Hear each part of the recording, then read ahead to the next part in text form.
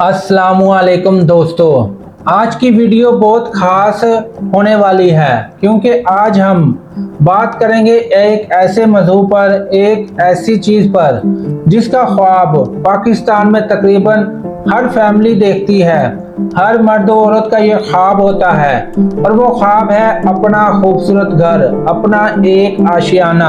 आज तफसील से बात करेंगे कि अगर आप डीएचए में एक अच्छा घर बनाना चाहते हैं तो उस पर कितना खर्च आ सकता है, कितने पैसे आपके पास मौजूद होने चाहिए, ग्रे स्ट्रक्चर पर कितना खर्चा आएगा और फिनिशिंग में मुकम्मल घर में कितना खर्चा आएगा, घर का नक्शा कैसा होना चाहिए, घर में क्या क्या चीजें, कितने कमरे और किचन और वॉशरूम होने चाहिए, किन चीजों पर पैसा बचाया जा सकता है और किन चीजों पर पैसा ना बचाना आपका फायदा है, और वो कौन सी गलतियां हैं जो लोग घर बनाते वक्त कर देते हैं और बाद में पछताते हैं और बाद में उसे डबल खर्च कर कर उस चीज को ठीक करते हैं, लेकिन फिर भी वो पहले जैसी नहीं बनती। तो वीडियो को आखिर तक जरूर देखें क्योंकि आज की वीडियो आपके लाखों रुपए बचा सकती है और लाखों रुपए के साथ आपका वक्त भी बचा सकती है। तो वीडियो को शुरू करने से पहले अगर आप ऐसी ही वीडियो घर बनाने के रिलेटेड देखना चाहते हैं तो हमारे चैनल को ज़रूर सब्सक्राइब करें और वीडियो को लाइक भी कर दें क्योंकि इससे आप लोगों तक हमारी वीडियो जल्द और आसानी से पहुंच पाएगी। आजकल तो दोस्तों आजकल पाकिस्तान में घर बनाना आसान काम नहीं रहा, ये काम मुश्किल से मुश्किल होता जा रहा है क्योंकि महंगाई बढ़ती जा रही है। महंगी चीज़ों में सीमेंट महंगा, सरिया महंगा और मजदूरी भी महंगी हो चुकी है और हर चीज़ की कीमत रोज़ ब रोज़ बढ़ती रही है। खास तौर पर अगर बात हो डीएचए की तो वहाँ लोग सिर्फ घर नहीं बनाते बल्कि अपना एक स्टैंडर्ड और एक अच्छा लाइफस्टाइल भी बना लेते हैं। 12 मरले घर डीएचए में जिसका हो तो उसकी लाइफस्टाइल भी बदल जाता है। तो इसलिए आज हम हकीकत के साथ और सच्चाई के साथ इस उम्मीद से बात करेंगे कि आप लोगों को इसमें जो भी सवाल है उनके जवाब मिल जाएंगे। कोई झूठे वादे और झूठे दावे नहीं करूंगा, कोई फजूल अंदाजे भी नहीं बताऊंगा, एक परफेक्ट आपके लिए चीज़ें बताऊंगा, मार्केट के हिसाब से हकीकत बताएंगे। 12 मरले का मतलब क्या होता है? पाकिस्तान में और लाहौर में एक मरला 275 फुट का होता है। तो इस हिसाब से आप सबसे पहले समझ लें कि 12 मरले का प्लाट तकरीबन 2720 स्क्वायर फुट होता है, 2720 2720। और डीएचए में ज़्यादातर लोग हर डबल स्टोरी घर बनाना चाहते हैं और डीएचए में सिंगल स्टोरी घर बनाने के फ़ायदे कम और डबल स्टोरी घर बनाने के फ़ायदे ज़्यादा हैं। तो इसीलिए लोग डबल स्टोरी घर बनाने की तरफ ज़्यादा जाते हैं।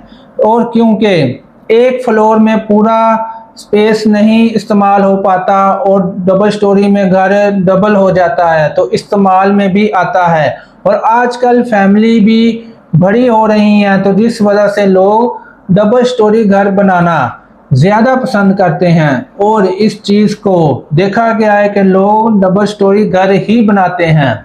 12 मरले घर का बेहतरीन नक्शा कैसा होना चाहिए और इसमें कौन कौन सी चीज़ें, कितने कमरे, किचन, वॉशरूम होना चाहिए, इस पर तफसील से बात करेंगे। अब हम एक अहम सवाल की तरफ आ चुके हैं कि 12 मरले घर का नक्शा आखिर होना कैसा चाहिए। इसमें सबसे पहले अगर आप मुसलमान हैं तो आपको एक कमरा अलहदा अपने वालिदैन के लिए बनाना चाहिए और यही चीज़ आपके पैसों को बचाएगी क्योंकि इसमें आपकी नीयत अच्छी होगी तो इसमें अल्लाह आपकी ज़रूर मदद करेगा। दोस्तों अगर आप अच्छा नक्शा बनाएं तो छोटा घर भी महल लगता है और अगर आपका नक्शा ही अच्छा नहीं तो 12 मरला घर भी आपको तंग तंग महसूस होने लगता है क्योंकि ग्राउंड फ्लोर का बेहतरीन प्लान जो कि उसमें ये चीज़ें होनी चाहिए। ग्राउंड फ्लोर में चीज़ें जो शामिल हैं वो ये हैं कि एक बड़ा टीवी लॉन्च होना चाहिए, क्योंकि फैमिली आजकल बड़ी होती है, तो टीवी लॉन्च जो आपको बड़ा रखना होगा। ड्राइंग रूम भी इसमें होना चाहिए और ड्राइंग एरिया भी होना चाहिए, क्योंकि एक बेडरूम वालिदैन के लिए हो गया और बाकी 2 बेडरूम आपको इससे अलग से रखने होंगे, और इसमें आपको एक ओपन एरिया भी रखना चाहिए, क्योंकि आजकल जिस घर में ओपन एरिया नहीं होता उस घर में घुटन महसूस होती है और सबसे ज़्यादा वालिदैन को महसूस होती है। तो आपने एक रोशनदान, एक ओपन एरिया ज़रूर छोड़ना है। बड़ा किचन रखना है, स्टोर भी रखना है, पाउडर रूम भी रखना है और कार पोर्शन के लिए भी जगह छोड़नी है, और एक छोटा सा लॉन भी आपके घर में होना चाहिए। अगर जगह बचे तो एक खूबसूरत ओपन एरिया रखना ये सबसे बेहतर है, क्योंकि आजकल घरों में घुटन महसूस होती है और ये चीज़ आपको अभी नहीं महसूस होगी। जब आप उस घर में कई साल गुजार लेंगे तो उसके बाद आपको इस चीज़ का एहसास होगा। फर्स्ट फ्लोर की प्लानिंग, अगर आप डबल स्टोरी तो घर बनाना चाहते हैं, लेकिन पहली मंजिल के बारे में बात करेंगे कि ऊपर वाले फ्लोर पर भी जाएंगे, क्योंकि नीचे वाले फ्लोर में 2 कमरे बन गए हैं, तो ऊपर वाले फ्लोर में 3 बेडरूम और एक फैमिली लाउंज होना चाहिए। लॉन्ड्रिंग एरिया भी ऊपर वाली मंजिल में आपको बनाना बेहतर है। और अगर आपका बजट अच्छा है तो एक छोटा सा होम थिएटर या स्टडी रूम भी बनाया जा सकता है, जो कि आजकल घर की रिक्वायरमेंट होती है कि बड़ी फैमिली तो फिर बच्चे भी ज़्यादा, तो बड़ी फैमिली में ज़्यादा बच्चे होते हैं तो उनके लिए ये चीज़ करना एक अहम अमल है। आजकल सिर्फ बेडरूम बनाना काफ़ी नहीं, लोग अब इसे जदीद डिज़ाइन चाहते हैं। इसमें आपकी छत की सीलिंग और वॉलपेपर ये सबसे अहम किरदार है। और अगर आपका ठेकेदार अच्छा है तो आपने इस कमरे में डिज़ाइन दीवारों में बनाकर अपने इस कमरे को एक अच्छी लुक दे सकते हैं। मिसाल के तौर पर फॉल सीलिंग ये एक अच्छा लुक और अच्छा डिज़ाइन देती है। और मॉडर्न लाइटें आप अगर उस सीलिंग में लगाते हैं तो एक कमरे की लुक डबल हो जाती है। ओपन किचन, आपका किचन ओपन होना चाहिए, ना कि उसके आगे दीवार। क्लासरूम भी और क्लास वर्क, आपने जो शीशे का काम करवाना है तो वो भी आपका अच्छा होना चाहिए, जिससे रोशनी ज़्यादा अंदर आ सके। सोलर सिस्टम और स्मार्ट डोर लॉक आपकी कमरे को एक अच्छा लुक देंगे। ये चीज़ें घर की खूबसूरती कई गुना बढ़ा देती है। अब असल बात की तरफ आते हैं कि 12 मरले घर बनाने पर कितने पैसे खर्च होंगे, आखिर कितने पैसे होने चाहिए। हम आते हैं असल सवाल की तरफ, जिसका आपको इंतज़ार था। तो अगर आज के दौर में DHA में 12 मरले का अच्छा खूबसूरत मॉडर्न डबल स्टोरी घर बनाना चाहते हैं तो इसका खर्चा तकरीबन 3 हिस्सों में हम तकसीम करेंगे, क्योंकि ये घर एक हिस्से में बनाना आपके खर्च को भी बढ़ा देगा और आप लोग इससे ज़्यादा पैसे भी बचा नहीं पाएंगे। तो ग्रे स्ट्रक्चर, फिनिशिंग और स्ट्रक्चर का काम, एग्लिस्टर ग्रे स्ट्रक्चर का खर्चा, इसमें ग्रे स्ट्रक्चर और फिनिशिंग और स्ट्रक्चर का काम, ये 3 हिस्से हैं जो कि आपको इसे समझना होगा। अगर ग्रे स्ट्रक्चर में चीज़ें जो शामिल होती हैं उसका आपको नहीं मालूम तो मैं आप लोगों को वाज़ेह तौर पर बता देता हूँ। आप एक लिस्ट बना सकते हैं, एक नोटबुक बना सकते हैं, जिसमें आप ये सारी चीज़ें ग्रे स्ट्रक्चर में शामिल होती हैं लिख सकते हैं। बुनियादें इसमें शामिल होती हैं, सबसे पहले आपने बुनियादें, और इसमें ईंटें, सीमेंट, सरिया, और इसमें छत भी शामिल होती है। और छत के बाद आपकी बारी आती है बिजली की वायरिंग, पानी की वायरिंग, सीवरेज और फर्श, और उसके बाद प्लस्तर और पाइपिंग का काम।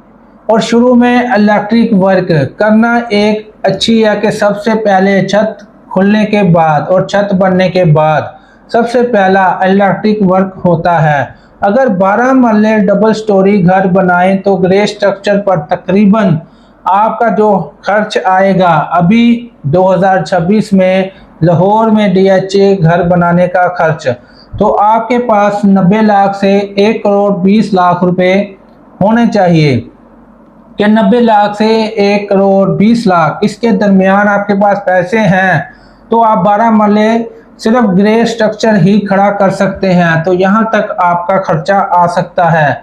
ये खर्च इस बात पर भी मुनसर होता है कि आप किस मयार का मटेरियल इस्तेमाल करते हैं। आजकल सस्ता मटेरियल वाले भी साइट पर पहुंच जाते हैं और आपको लालच देते हैं कि हमारा मटेरियल अच्छा भी है और सस्ता भी। जो चीज़ दूसरे के मुकाबले सस्ती है तो वो कैसे अच्छी हो सकती है। तो फिनिशिंग का खर्चा, ग्रे स्ट्रक्चर के बाद आपकी फिनिशिंग अब आती है असल गेम। यही तो आपके घर को खूबसूरत बनाती है फिनिशिंग, यहीं पर ज़्यादा पैसा लगता है। अगर आप ग्रे स्ट्रक्चर में 1 करोड़ 20 लाख खर्च कर रहे हैं तो आपको 1.5 करोड़ फिनिशिंग के लिए चाहिए होगा और ये डबल कीमत हो जाती है घर की।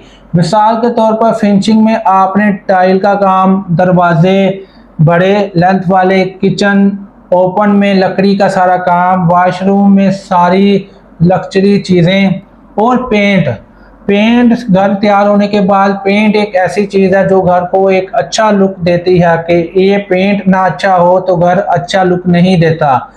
लकड़ी का काम और सीलिंग और लाइटिंग, इस पर आपका खर्च बढ़ता है जो कि ग्रे स्ट्रक्चर से ज़्यादा हो जाता है कि अगर 1 करोड़ 20 लाख अगर आपका ग्रे स्ट्रक्चर पर खर्चा है तो 1.5 करोड़ इसी चीज़ों पर खर्च होकर बढ़ जाता है। अगर नॉर्मल फिनिशिंग करें तो खर्च कम हो सकता है और अगर लग्जरी फिनिशिंग करेंगे तो खर्च बहुत ऊपर भी जा सकता है।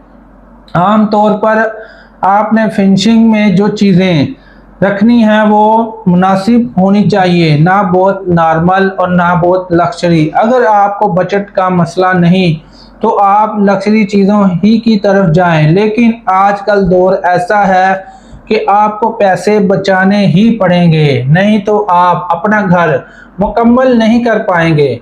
मुकम्मल घर का अंदाज़ा खर्च अगर अब दोनों चीज़ों को मिला लूँ तो एक अच्छा घर 12 मरले का DHA में बनाने पर तकरीबन एक नॉर्मल घर से अच्छा घर, बहुत अच्छा नहीं नॉर्मल से अच्छा, तो इस पर आपका जो खर्च आएगा इन सब खर्चों को मिलाकर आपके पास 2 से 3 करोड़ रुपए होने चाहिए।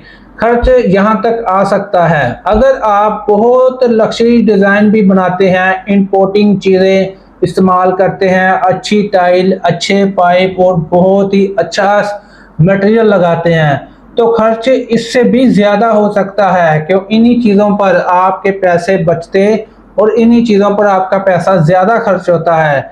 लोग सबसे बड़ी गलती करते क्या है कि जो गलती इंसान को घर बनाते वक्त नहीं करनी चाहिए और लोग ये गलती करते हुए दूसरों को देखते भी हैं लेकिन फिर भी इससे सबक हासिल नहीं करते, न जाने क्यों।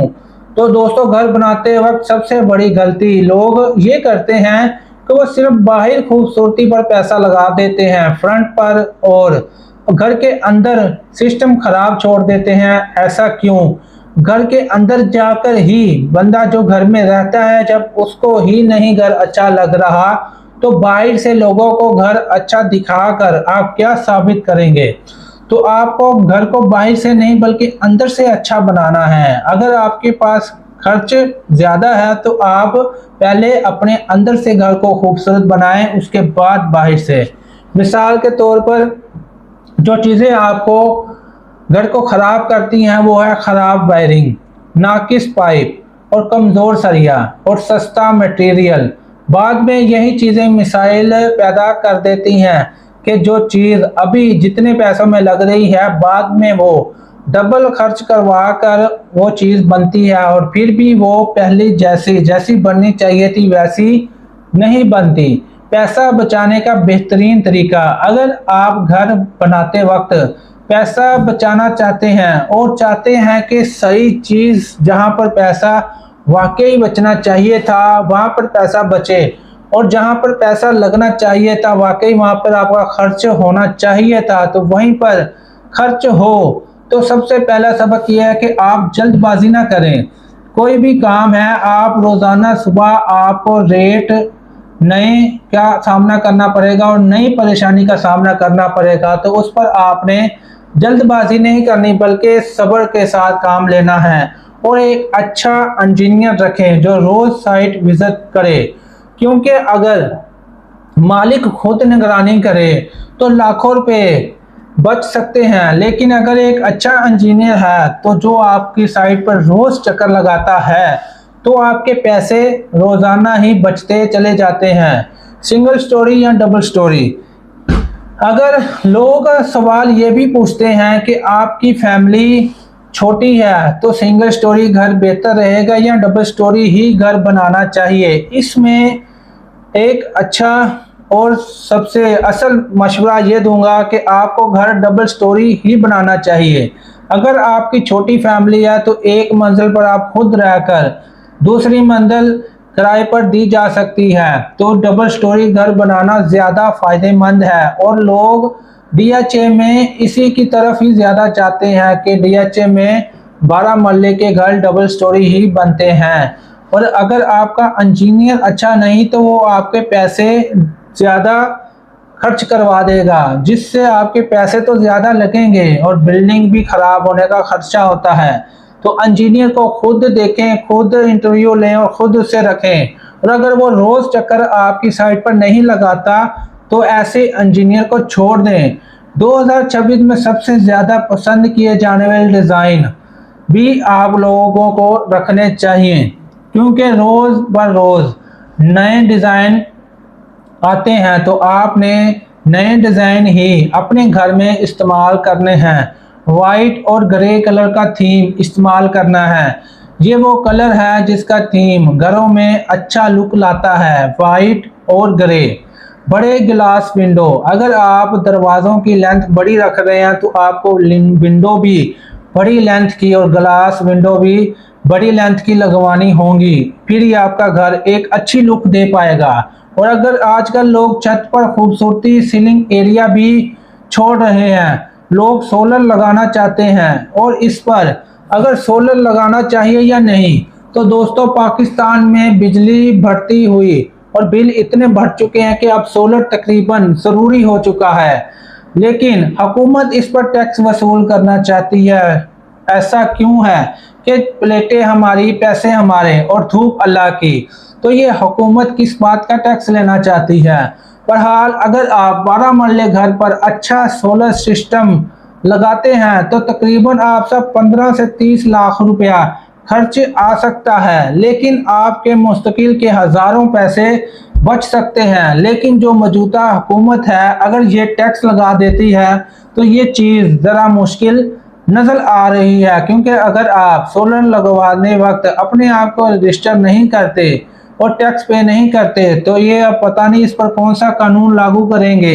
क्या ये आपकी प्लेटें उतार कर साथ ले जाएंगी या ये आपको जेल में बंद करेंगे, इस पर तो अब आने वाला वक्त ही बताएगा।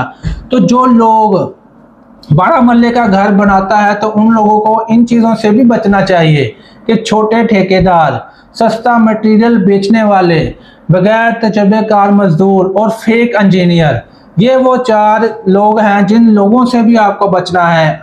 ये लोग आपके घर को ज़्यादा महंगा और ख़राब बनाने में मदद करते हैं, क्योंकि एक गलत फैसला पूरे बजट को ख़राब कर सकता है। घर बनाना आसान है या मुश्किल?